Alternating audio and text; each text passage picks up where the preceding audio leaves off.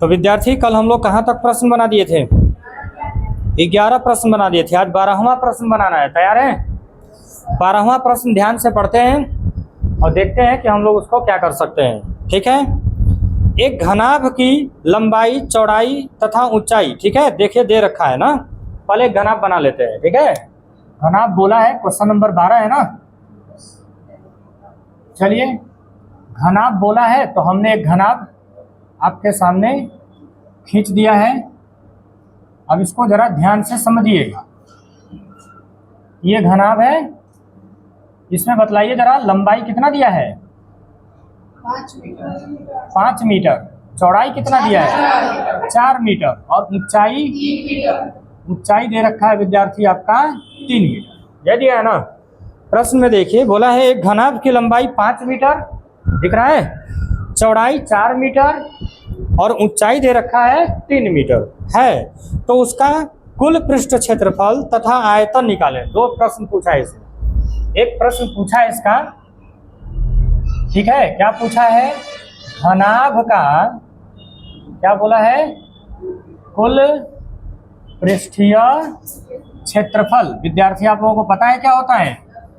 2 into LB plus BH plus HL, यही होता है ना। घनाभ का कुल पृष्ठीय क्षेत्रफल 2 इंटू लंबाई गुणे चौड़ाई प्लस चौड़ाई गुणे ऊंचाई प्लस ऊंचाई गुणे लंबाई, यही होता है। अब जो जो इसमें लंबाई चौड़ाई ऊंचाई है जहां पर लिखा हुआ है हम लोग उसमें मान रखेंगे और हल कर देंगे। देखिए जरा, ये 2 है, लंबाई देखिए कितना है? 5 मीटर का गुणा करेंगे, चौड़ाई है 4 मीटर, फिर प्लस है, फिर चौड़ाई दिया है 4 मीटर, फिर गुणे का ऊंचाई कितना? 3 मीटर, फिर प्लस ऊंचाई देखिए कितना है? 3 मीटर, गुणे का लंबाई कितना है? 5 मीटर, है ना। चलिए मान रख दिए हम लोग। अब हम लोग इसको हल करेंगे विद्यार्थी।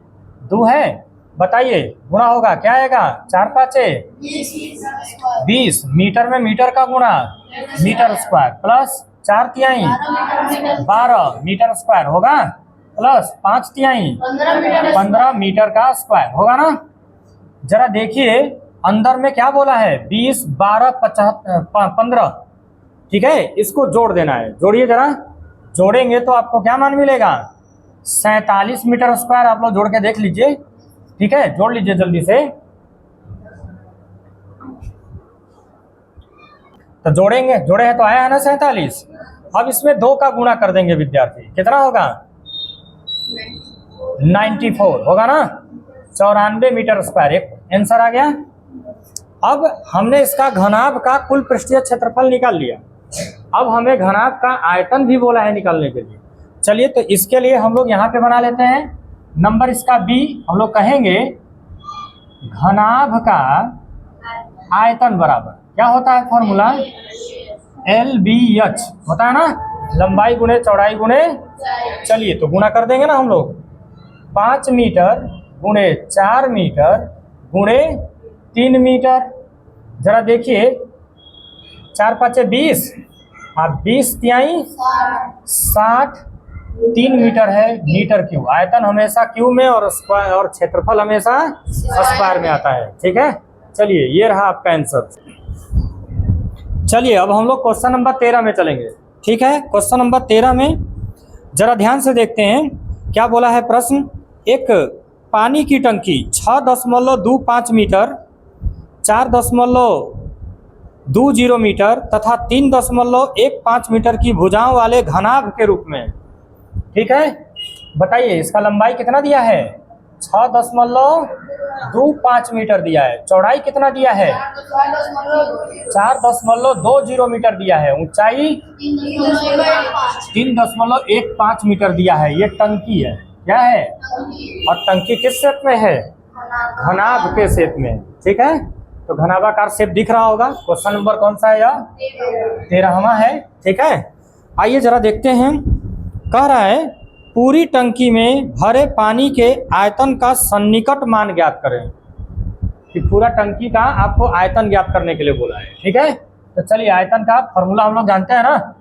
हम लोग लिख दें घनाभाकार, क्या लिखेंगे हम लोग? घनाभाकार टंकी का, किसका, टंकी का आयतन बराबर, तो बालक घनाभ का आयतन बराबर क्या होता है, LBH, लंबाई गुणे चौड़ाई गुणे होता है ना, सब लोग जानते हैं ना।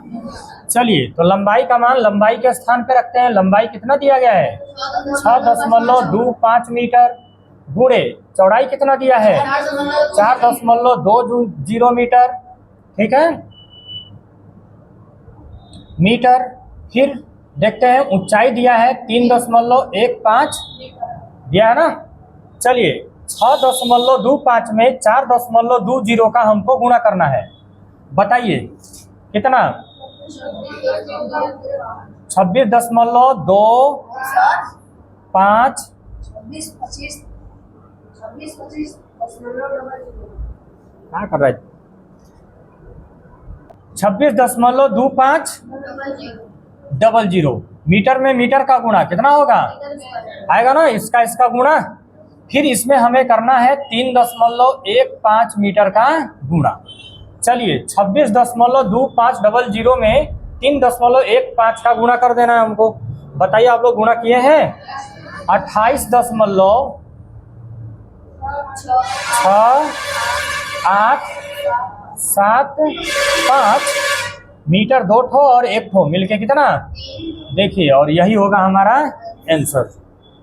विद्यार्थी गुणा करने पर यहाँ पे 28 नहीं होगा, क्या होगा, 82.6875 मीटर क्यूब होगा। कोई दिक्कत, सही है ना। चलिए उतार लीजिए आप लोग। चलिए विद्यार्थी, तो अब हम लोग क्वेश्चन नंबर 14 बनाने चलते हैं। कौन सा प्रश्न, क्वेश्चन नंबर 14, ठीक है। आइए जरा प्रश्न पढ़ते हैं ध्यान से। एक संदूक की माप, अच्छा ये संदूक है, संदूक भी किस शेप में, हाँ संदूक की माप दिया है, इसका लोग घनाभाकार शेप में होगा, ठीक है। तो एक संदूक की माप, लंबाई दिया है 48 सेंटीमीटर, कितना दिया है, 48 सेंटीमीटर, चौड़ाई 36 सेंटीमीटर, ऊंचाई 28 सेंटीमीटर, ये दिया है ना, ठीक है। तो हमने लिख दिया है, बोला है एक संदूक की माप 48 सेंटीमीटर, 36 सेंटीमीटर, 28 सेंटीमीटर है, ठीक है। संदूक का आयतन ज्ञात कीजिए। सबसे पहले क्या बोला है, आयतन ज्ञात करने के लिए इस संदूक का कवर बनाने के लिए कितने वर्ग सेंटीमीटर कपड़े की आवश्यकता होगी। तो पहले हम इसका आयतन निकाल लेते हैं और उसके बाद हम लोग इसको देखेंगे। तैयार है, तो चलिए हम क्या लिखेंगे बालक, हम कह दें संदूक का आयतन बराबर क्या होगा, LBH। जरा देखिए यहाँ पे 48 सेंटीमीटर है लंबाई, चौड़ाई कितना है 36 सेंटीमीटर, ऊंचाई है 28 सेंटीमीटर, है ना। 48 में 36 का गुणा करना है हमें, 1700, तो आएगा 1728 सेंटीमीटर में सेंटीमीटर का गुणा, और फिर हम इसमें कर देंगे 28 का गुणा, होगा ना। बता दीजिए कितना आएगा, 48 38 4 सेंटीमीटर, 2 ठो और ये 1 ठो मिलके कितना, 3 ठो। यहाँ तक सही है, पहुंचिए जरा, आयतन तक पहुंच गए ना हम लोग। आयतन बोला था हमने, इस संदूक का हमने आयतन निकाल दिया है, कितना आया है, 48 38 4, इतना आया है। अच्छा, अब हमसे जो प्रश्न बोला है विद्यार्थी, कह रहा है कि इस संदूक का कवर बनाने के लिए, कवर का मतलब समझ में, उसको ढकने के लिए ना, कवर बनाने के लिए कितना वर्ग सेंटीमीटर कपड़े की आवश्यकता पड़ेगी, ठीक है। तो विद्यार्थी ये कुछ और नहीं, आपसे इस संदूक के लिए अर्थात घनाभ का संपूर्ण पृष्ठीय क्षेत्रफल पूछा है। क्या पूछा है, घनाभ का संपूर्ण पृष्ठीय क्षेत्रफल पूछा है। तो चलिए हम यहाँ पर लिखते हैं, कह देते हैं संदूक का, क्या, संदूक का संपूर्ण कहिए चाहे कुल कहिए, कुल पृष्ठीय क्षेत्रफल। तो आप लोगों को इसका फॉर्मूला पता है ना, क्या होता है, 2 into LB plus BH plus HL, यही होता है ना। तो जरा चलिए मान रखते हैं अच्छे से, ठीक है। 2 है, लंबाई देखिए 48 सेंटीमीटर है, गुणे चौड़ाई इसका 36 सेंटीमीटर है, फिर बीच में प्लस है ना, चौड़ाई और ऊंचाई है, मतलब 36 सेंटीमीटर गुणे का ऊंचाई कितना 28 सेंटीमीटर है ना, फिर प्लस ऊंचाई है 28 सेंटीमीटर और लंबाई कितना है विद्यार्थी 48 सेंटीमीटर। ठीक है, आप जरा देख लीजिए, इसमें सब लंबाई चौड़ाई ऊंचाई सब दिख रहा है ना। ऑलराइट, अब चलिए जरा हम लोग इसमें गुणा कर रहेंगे पहले, है ना।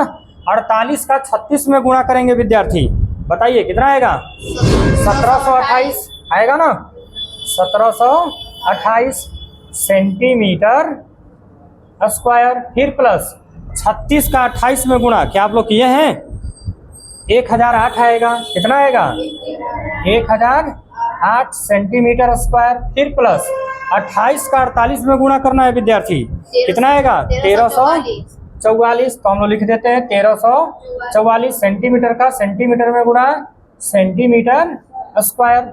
अब जरा बताइए कोष्टक के अंदर क्या करने के लिए बोल रहा है, जोड़ने के लिए बोल रहा है ना, प्लस करना है, 1728 को 1008 में 1344 में जोड़ देना है। ठीक है, तो टोटल जोड़ के आप लोग हमें बताइए कितना आएगा। हम यहाँ पे बना सकते हैं, तो 2 गुणे, चलिए सभी को जोड़ देते हैं और जोड़ेंगे तो आएगा 4080, कितना आएगा 4080 सेंटीमीटर स्क्वायर। अब बताइए इसमें 2 से गुणा करना है ना, 2 से गुणा करेंगे ना, तो 2 से गुणा कर दीजिए, कितना आएगा 8160 सेंटीमीटर स्क्वायर, और यही होगा हमारा फाइनल आंसर।